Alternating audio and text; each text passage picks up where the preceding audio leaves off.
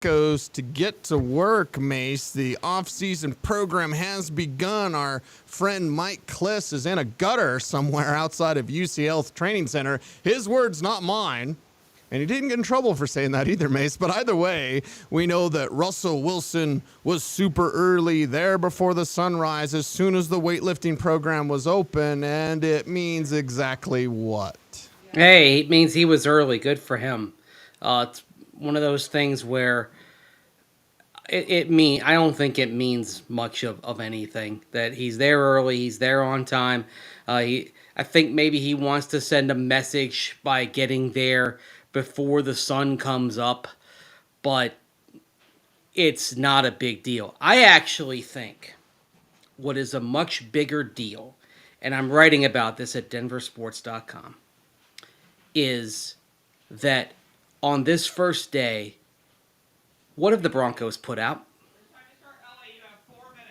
Nothing. What have they put out? Oh, nothing. Yeah. Nothing. You go on Twitter, nothing. And that's a distinct change from other years that weren't affected by COVID. So we accept 2020 and 2021, obviously.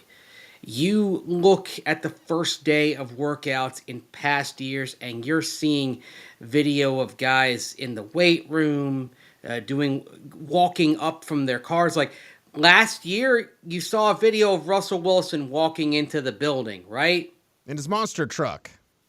The monster truck, I think, was and he was wearing his own jersey, right? That was later on. That was training camp. Was the truck, but was the truck and the jersey. But you saw video and photos of him walking up, saying hi to Bradley Chubb, Justin Simmons arriving, Javonte Williams arriving. You see that sort of thing in most previous years. You do not see it this year. And I think that is absolutely crucial. I think that is more notable because this is one manifestation of what Sean Payton talked about at his first press conference as head coach, where he said this year the Broncos are going to be, quote, anonymous donors, unquote. Going to do things more quietly. It's going to be more about what they do in the season than in the off season. And here it is on the first day of workouts, and you look around the league and you see when teams start, there's, little hype videos, a lot of photos. With the Broncos, bupkis. They are moving in stealth. They are moving in silence. And you don't see anything from Russell Wilson either. He's bought into that because you don't see any stuff from Russell Wilson on social media, right? Well, and that's why I was going to forgive him, even though it's nothing to be forgiven for. But when I say Russell Wilson is early, and we're talking about, that's Mike Kliss standing in the street, right? That's Mike Kliss standing on the corner. It's not Russell Wilson promoting this. And as I've said before on Denver Sports airwaves, it's like the fact that Russell Wilson have to tell you everything that he's doing is actually not a bad sign. Someone in Seattle told me years ago, like, when you work that hard, you don't need to tell everyone you work that hard. You just do it. And I believe Russell Wilson is a hard worker. I've always believed that, Mace. But the fact that, like, the Broncos haven't put anything out, that's very interesting. And then to piggyback off that conversation, it's not like Russell Wilson's team or Team 3 or he's saying, let's ride or, let's another great day, start of another great workout, let's ride. Like, it's none of that. And I think that's significant. It absolutely is significant. And I don't think we're going to see much more in the coming days either. I mean, the indication we've gotten, and this is sort of inside baseball type of thing, but one manifestation of this is we're not going to hear, in all likelihood, as much from the Broncos players in terms of having team-organized press conferences throughout off-season work as we did last year. Every indication is the Broncos are going to do the bare minimum in terms of availability, which means a pre-draft press conference with George Payton, Sean Payton, or both, draft weekend availability, and then by and large, we may not hear anything from them until phase 3 of OTAs when it's offense versus defense, and that starts toward the end of next month. And they have to open one of those up per week, and then they open up the mandatory minicamp at the end. We may not be getting anything from the Broncos except for those days, and whereas last year we had at least one media availability, one set of press conferences every week.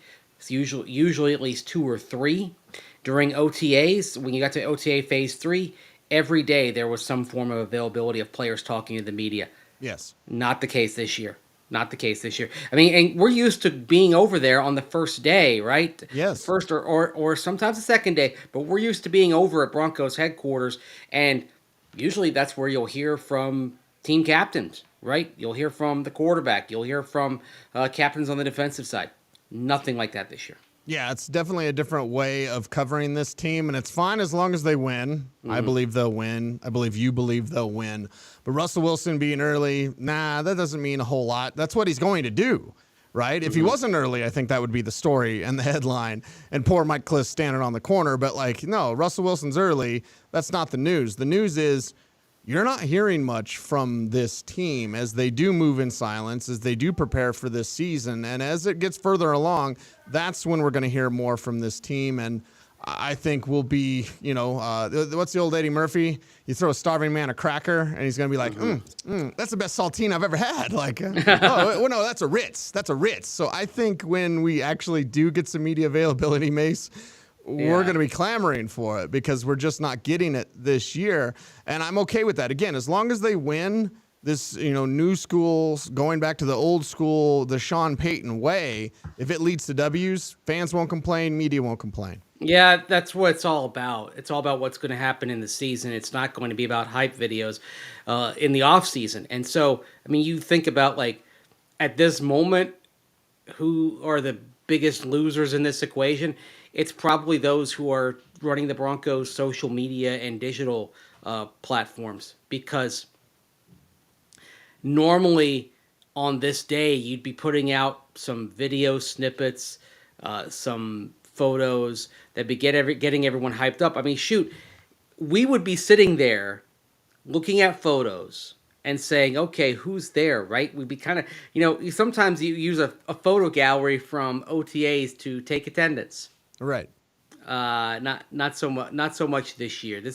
It's also very indicative of how things are pre-draft as well. They are cutting out the leaks and they are closing ranks. And if that helps the team win, that's fine. That's the thing. I know that the general public does not really care that Broncos players aren't doing press conferences. I mean, I think it's interesting to hear from them. I think it puts a spotlight on players in a way that some, as you get down the roster, may not have during the season. So I think usually it's a lot of positives that come from out of these things, but this is a different regime, a different mindset, different in an awful lot of ways. Well, in a way, Mace, it's not necessarily the exact same to what Deion Sanders is doing at CU, where you had to earn your jersey number. But it's okay, yeah, you can have media availability for everyone, and we can talk to that fifth string guy that, no one's going to care about when September rolls around. We can do all those things, or you can wait for it, you can talk to the important people, and you can know that the work is going to be done. And I think, I am going to miss standing next to you with the binoculars, right? Because you'd always have the binoculars looking for attendance. And I would always leave you alone. A little pro tip inside baseball is I would leave Mace alone for the first 10 minutes. Then I would go over and be like, hey, who's not here? Because you're writing down, and I think you and Troy Rank, our dear friend, would also be writing down attendance. Well, Arnie Stapleton as well from AP. Yeah, Got to give him credit for that. Arnie's the man. Yeah. Yeah, and actually Arnie and I often work together because I'll just say, okay, I got my binoculars, I'm going to call out numbers and you scratch them off. And so we've been doing that for years. And so that is part of the attention to detail. And look, we actually will get that when you get to phase 3 of OTAs, offense versus defense, because the thing is they have to open one of those up per week. So we will get some of that. We will get a glimpse. But what we're not getting is the other glimpses, the chance to hear, for example, what Russell Wilson has to say about the last couple of months about Sean Payton and what he's got and what he's gotten. We're not going to get that. We're not going to hear from players. And you think back to last year when, for example, when players are talking, when they're having press conferences. And usually in a year like last year, a typical year, a player would end up meeting the media twice over the course of the 2 months of off season. Right. Prominent players like a Justin Simmons, whoever the starting quarterback was, it would be 3 times typically over We the must have course talked of to those weeks. Josie Jewell 3 or 4 times last Yeah. year, it seems like. Because Josie is so amenable to that sort of thing, right? But generally speaking, for starters, you'd hear from them a couple of times in that cycle. And because of that, we were able to kind of get to the bottom of, okay, what's different about this regime? What is Nathaniel Hackett doing differently? I was even asking players, okay, we see Nathaniel Hackett being all, happy. What is it like when he's unhappy? And you're always kind of looking for opportunities to kind of peel the onion back and learn a few things. We're not going to have that, but again, if the team does better, that's okay. I think the other thing that's interesting is this. When you don't have players doing a lot of availability, you end up having a more unified voice because it's one voice. Right now, the one voice is Sean Payton. Yeah. That's the one voice that matters. The one voice that matters is Sean Payton, and we are here for it. It is Orange and Blue today, presented by Sean Honda, Cecil Lammy, Andrew Mason, discussing the Denver Broncos. And I've got the next topic as condition critical. I don't know how much of a Quiet Riot fan you were back in the day, Mace. Probably not much. Really, not no, much, no. but condition critical is the next topic because conditioning is critical, as so Sean Payton says. And we know the injuries last year. We've talked about the Lauren Landau situation. Of course, him moving on and still doing Landau performance is fantastic. A lot of pros and pre-draft guys go there, of course. But now, how important is conditioning for this team, and will it help keep them less injured in 2023? I mean, that is to be determined. There are challenges at elevation that do not exist at sea level. And so that is one thing I expect that the Broncos' new strength and conditioning staff and Bo Lowry, who's in charge of both that and athletic training, I would expect that they'll have to adjust some things that they may learn and may have already gone about the process of learning how things are different here at 5280 rather than down at sea level, which basically New Orleans is at sea level. Some parts are below sea level. All right. So I'm not going to sit here and say, wow, it's going to be a huge difference. Now, we do know that New Orleans had a lower injury rate over the last few years than the Broncos did. I expect better, but I don't know that everything's going to all of a sudden go away in 2 snaps of the fingers, right? I think it may not be a 180-degree turnaround from year to year. Maybe we're talking about a year where the Broncos have an average injury rate. And the other thing is also there is luck involved with it, right? I mean, Yes. With soft tissue injuries, those are things where conditioning and stretching and stuff like that can help. And the Broncos did have a lot of those. What I'd like to see this year is fewer hamstring injuries. That's going to be key. Now, that being said, some of that's on training. Some of that may be on the specific player being more predisposed to having injuries of that nature. It's a little bit of both. So that's why I would say slow the roll and slow the expectations here for a complete reversal of fortune. Let's just see what happens. Yeah, and I don't know if you and I think we've talked about it privately, but I don't know if we've done it on the show. And I know almost every medical expert that I talk to pretty much disagrees with me, but I believe that a body needs to be callous. And it's not necessarily just getting used to hitting or getting used to the physicality of football. I think that's part of it, but I also think it's in the recovery process. Like once you put your body through that sort of workout, there's no taking it easy in the NFL. Because if you take it easy, it just seems like guys get hurt more often. So you push it, you go right up that line, don't go over that line, and then kind of train your body to recover so you're used to putting forth that effort, recovering from that effort, putting forth good effort again, and not just like, we're going to ramp it up. And I understand that Green Bay and Hackett had some data and all those sorts of things. That's all interesting. I'm not against analytics or looking at that stuff whatsoever. But at the end of the day, it's results-based business, and the results weren't good for the Broncos in their approach last year. No doubt. And you look back at training camp and having 1 out of every 3 days be a rest day. It turned out a fat lot of good that did, not just in terms of soft tissue injuries, but when you did go out there and practice, you had guys, that were getting hurt otherwise, right? I'll say this. They did have data in Green Bay based on that. And again, it is possible that the luck factor did work against the Broncos. But when you look at a team that is toward the bottom, and in terms of injury rate, and bottom being bad, not bottom in terms of overall rate, when you're looking at a team that is behind the curve consistently over a few years, I think you have to revisit some things and then see and see where it goes. The calloused thing, I mean, I've seen teams that have tried to be calloused, and then the result was when you got to the regular season, they were worn out. Broken down. Yeah, I've seen it work both ways. I think basically what you're looking for is to thread that needle where players are getting the work they need and they're building up to being ready for the regular season, but they're not putting themselves in a position where they've got nothing left. And that is a delicate balance to strike. I would say that based on the injury rates in New Orleans and players and their availability, I'd say the Saints seem to find a pretty good balance there. And I'd like to see what happens when the Broncos explore that, knowing that it may be different based on certain environmental and geographic factors that come into training at Denver's elevation.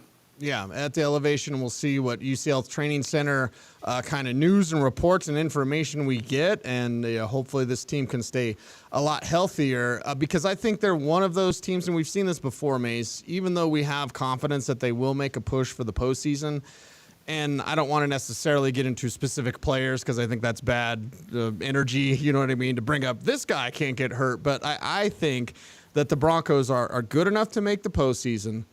But if you take out a couple of key players here or there, now all of a sudden, and I'm not even saying Russell Wilson because of the Jarrett Stidham conversation that we've had on this show, but like I think they're like right there, and if a couple of things don't go their way, that'll drop them out of the postseason. That's how thin of a line it is for a team like Denver when you're trying to climb back up. Yeah, and you're still trying to rebuild the roster as well. I got into it on denversports.com last night. I mean, the 2019 and 2020 drafts, I mean, you had 9 picks in days 1 and 2 of those 2 drafts. You've only got 3 left. I mean, you're talking about when you've got that many picks from the first 2 days of the draft over a couple of years, you're expecting that to be part of your foundational core, right? Where you're saying, okay, these are 4th and 5th year players.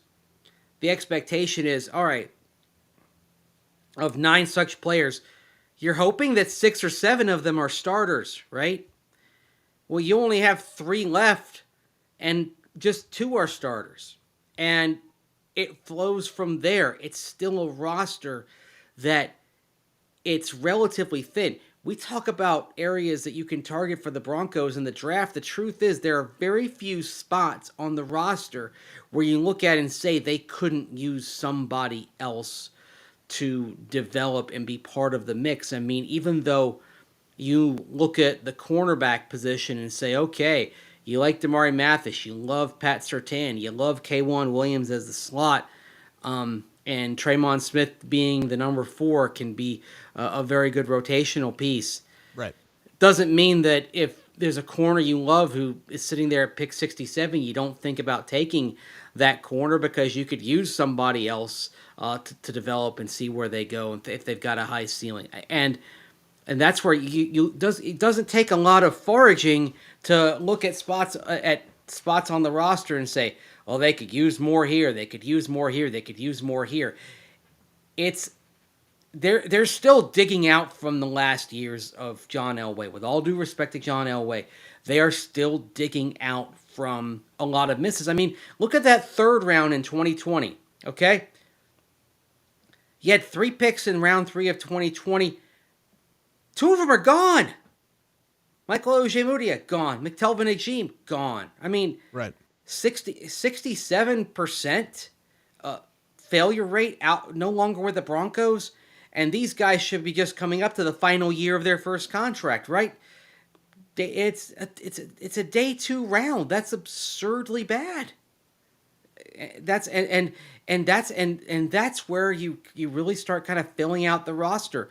And day three, it's more of a crapshoot, yes, but you still should be able to find depth pieces there, and the Broncos, by and large, have struggled at that. And that's one of the reasons why you take a look at this roster and what Sean Payton is facing, and why you're on a precipice where you can't afford to lose players at myriad positions, because you just don't have the depth in reserve. I mean, it's going to take some time to get this roster back where you want it to be. The last two drafts, some hits, some misses. It's a mixed bag right now. What this team needs, and they can't get it this year, obviously, because of the lack of draft capital. What this team needs is a draft like this 2017 Saints had, which really set them up for those 4 seasons that followed, where they had a pretty elite run. Even though they didn't make it to the Super Bowl, they had 4 seasons after that 2017 draft where, but for a mistimed play, a bad call, whatever, they could have been right there in the Super Bowl in any of those years. The Broncos can't happen this year. They need a draft like that next year, because the roster is still in desperate need of some retooling. I could make the argument that they need 2 drafts like that, which is incredible. Yeah. And just for the viewing audience and listening audience, the 2017 draft were the first 4 picks: Marshawn Lattimore, Ryan Ramczyk, Alvin Kamara, Trey Hendrickson. I mean, simply amazing. I believe have all of them at least been to a Pro Bowl by this point? Oh, yeah, I believe Actually, so, yeah. It's weird. I think Ramczyk has not been to a Pro Bowl, but he's been an All-Pro. Yes. So basically, everybody has some All-Pro. Yeah, everybody has some significant honor. Mm-hmm. And again, you had those at key spots. And remember, the Saints before that draft had gone 7-9 3 consecutive years. Yes. That year, 2017, they win the division. They win it again in 2018. They win it again in 2019. They won it in 2020. So 4 consecutive seasons as NFC South champions. And then Drew Brees leaves, and another winning season beyond that in Sean Payton's final year in 2021. And the biggest part of making that possible was that stellar draft class. And I know we're almost to that time of the NFL draft. We've got you covered, denversports.com, and, of course, on 104.3 The Fan. Mace, I'm always a BPA guy, and here's another reason why. You talk about assembling that talent. You talk about, hey, they got great corners, but if a great corner falls to them, you get another great corner. And here's another reason why. Mm-hmm. Because competition makes everybody better. I think that's the low-hanging fruit. I'll go a little bit further. Devin White wants to be traded. If you're the Broncos, you would love to have a player like Devin White. There's no way in hell you can afford him unless you had a stockpile at a certain position. Had you already been doing these sort of things, had you had that depth, and okay, maybe you don't have picks because of Russell Wilson and Sean Payton, but you got that other corner that could be a starter that's just the third guy. Like this sort of conversation needs to be had, because that proper depth allows you maneuverability so that when someone gets, ticked off in Tampa, there's your alliteration, Mace. Ticked off a death. That's a headline. Tampa, St. Pete. What's the newspapers down there? St. Petersburg Times. It's the Tampa Bay Times now, because the Tampa Tribune went out of business, and so it became the Tampa Bay Times. It's not the Tampa Times. Okay. Sorry, it's a Bay Area thing, but it's a huge. It's not just the city of Tampa. Tampa Bay area is a huge, sprawling area over 8 counties, about 4 million people. Okay. So it's the Tampa Bay Times. Ticked off in Tampa Bay. Or you can say in Tampa because the Bucks are in Tampa, but the Rays in baseball are in St. Pete. So anyway, I digress. Right, but if a Devin White asks for a trade, now you've got a stockpile that they don't have. I mean, they can't get in on Devin White as much as I would love them to, Mace. But if they'd had a stockpile, now you're talking. Now you're talking, but the interesting thing on Devin White, if you did make a trade for him, is to get value out of him, you have to give him a big contract, and that brings you to the overall management of your roster under the salary cap. Is it worthwhile to give a massive contract to an off-ball linebacker? that's something that is worth debating. Now, I would argue that among off-ball linebackers, Devin White has a very special skill set. Yes. So you are talking about somebody who can drop into coverage. There aren't many like him. He's a little bit of a unicorn in today's game. And so, in general, while I am not pro big money for off-ball linebackers, I would think about it with Devin White. But the discussion is irrelevant and immaterial because you don't have the capital in terms of roster and roster depth to be able to say, okay, we've got a next man up, so we can trade a starter and get Devin White. You don't have that buffer zone on your roster at the present time. Got about 4 minutes left today. It's Orange and Blue today, presented by Champ Honda, Cecil Lammy, Andrew Mason. And Mesa have need for explosion here because Matt Landers, I wish his last name was Flanders. That'd be so much better. How many Simpsons references could we have if it was Matt Flanders instead of Matt Landers? But they're talking to the Arkansas wide receiver. I'll just pull up his numbers here for everyone. Was a 4.37, 6'4", 200 pounds, 4.37. Now, we could talk about Landers, but we could just talk about the need for explosion, Mace. Mm-hmm. And we did discuss this when looking at running backs. You and I have had that conversation multiple times on OBT, which is a BFD, so thanks for joining us. But this need for explosion continues regardless of whatever position we're talking about, because the Broncos had another virtual meeting, which I thought they were out of, but whatever, with Matt Landers. And it was a Georgia kid, transferred, winds up at Arkansas. I mean, just size, speed combination, day 3 pick, most likely, and a player that can just take the top off the defense. Yeah, the productivity really didn't match the potential until this past year, which was his 6th college season. Right. I mean, he nearly had a Tommy Boy-like stint in college. If he had another year, yeah. A lot of people go to college for 7 years. Yeah, they're called doctors. I always said that with Devontae Booker. Yeah, but here's something that where the length of time comes into play is that because he's been in college so long, his draft value is going to drop a bit because he may be considered overaged, right? Because he is, I believe, 24 years old at this point. And so there are teams that may knock him down, and that's why you're talking about somebody who can take the top off of defense with 4.37 speed being available maybe for the Broncos when you get into round 3. But it's the discussion we've been having at running back. You can have it at wide receivers as well. Explosiveness, ability to take the top off of defense. Look, you hoped that KJ Hamler could have been that. It hasn't worked out. You can't rely on him staying healthy at this point. If he helps you, great, but it's not something that you're relying on when you're constructing your team for the coming season. Landers really intriguing. I think worth a look. The question is, where can you hope that he drops into that early day 3 range because of the age factor? It's possible that he may still be there. This, by the way, just to kind of detour it for a bit, this is the hardest draft to read in terms of where players are going to land that I've had in all my years covering this league. Yeah, and that's certainly a conversation we'll jump into a little bit more going forward. And the wide receiver position, I've got a C grade on it. Again, our draft previews coming out, denversports.com. Make sure to stay tuned for those as they come out during the week. But, I'm not sure in a normal wide receiver draft, he might get caught up in a wash, right? Maybe forgotten about. This year, I think he actually might be targeted by teams and just waiting for that right time to pounce, maybe with a compensatory pick at the end of day 2. He could go that high. Wouldn't surprise me based on that size-speed combination. And, of course, the Broncos don't have a compensatory pick. Yeah. Right? Yeah. There you go. They're not going to have one next year either, but they're going to rebuild that draft capital. And that's another thing that kind of lingers over this draft. And this is where I think we talk about what they say compared to what they do. But when Greg Penner, the period that ends all sentences over at Broncos headquarters, when he says that this type of spending spree in free agency is not something that's going to become annual, but it was necessary because of the lack of draft capital, what that tells you is they're going to go about a more balanced approach to building the team in future years, and you don't want to disrupt that apple cart of balance by borrowing from next year's draft capital to try to get picks this year. So that I think is something that weighs into it. They may love Landers. And by the way, you referenced Flanders, and the other thought that went through my mind was from Boogie Nights, Brock Landers.